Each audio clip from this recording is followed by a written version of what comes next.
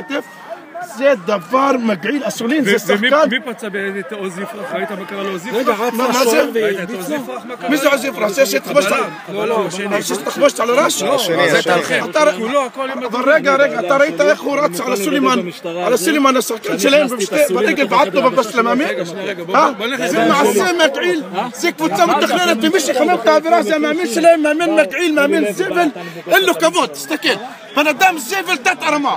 אין לו כבוד, פרד דוד. כל היה רגוע, גם היה לך אין לו כבוד, כי הוא בא חמם עכשיו, גם כשאני באתי לפריד, הוא מחמם. זה המאמן שחמם. עכשיו סלימן ואיסמעיל מורכבים שם, ופרננדז, לא, ופרננדז לא שם, אף אחד מרמת גן לא שם. לא משנה, אני יודע, הכל מתוכנן, וזה רמת גן וזה בני לוד. בגלל ככה הוא שם, והשלים שם. אתה לא חושב של הורדת נקודות עכשיו, ושכל העבודה... מה פתאום חס וחלילה, אין דקה פתח תקווה להוריד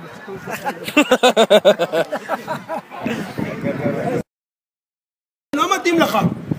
אני לוקח אותו לכיוון האמצע, פתאום הפרננדס הזה בא עם קפיצה, עם אגרוף לתוך העין, אני מסתובב ככה לראות מי זה, בא מספר 12, מדביק לי את הרגל שלו בגב. מה, אני חכה שיזיינו אותי? לא, אני לא כזה פחדן שם, אני גבר שאני יכול להגן על עצמי. אני גבר.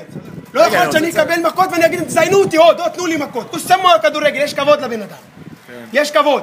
אני פשוט מאוד מפריד ומקבל מכות, אני אתגונן, נשמה. ככה לימדו אותי בחיים. כשאתה נתקף, תתגונן, אל תהיה פחדן. אני לא פחדן. כל בן אדם פה, לא מפחדים מכלום. שום נקודות. אם מורידים זה אך ורק לרמת גן. יש מצלמות שתעדו הכל. שתעדו את הצולין, איך דורך על השוער. מתעדות את פרננדז, איך נותן מכות. ועכשיו עצרו אתכם, מה המצב? אנחנו עומדים פה בשביל להרגיע את המצב. לא יודע מה הם רוצים בדיוק. מה שמצחיק, שאני ואחי פה, ואף אחד מרמת גן לא פה. אתה מבין מה מצחיק? לא פרננדז, לא אסולין, לא 12 ולא הקפטן שלהם, אף אחד לא. אף אחד מהם לא פה. אני כל המשחק, מתחילתו, בשעתיים לפני, עד סיום המשחק. אני עובד ביחד עם אביחי, מנהל האירוע של הפועל רמת גן, שילכו אליו ויסבירו לו, מנהל האירוע של בני לוד, מה היה עושה בתפקידו? איך עזר לך מנהל האירוע של בני לוד, סברגה אסמעיל? אתה מבין? ואז אדון השוטר בא, אומר לי, ראיתי אותך בעין שלי שנותן אגרוף. אם יתעדו במצלמה שהייתי בקטטה, רק הייתי שמה, אני עצור 10 שנים. אם רק הייתי בקטטה. לא שכאילו נתנתי מכות, רק הייתי שמה.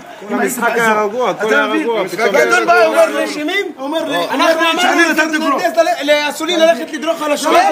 כאב לו, נו. כאב לו? מה אני עשיתי שאני לוקח את אסולין הצידה? כל השחקנים מקללים אותי. מקללים אותי.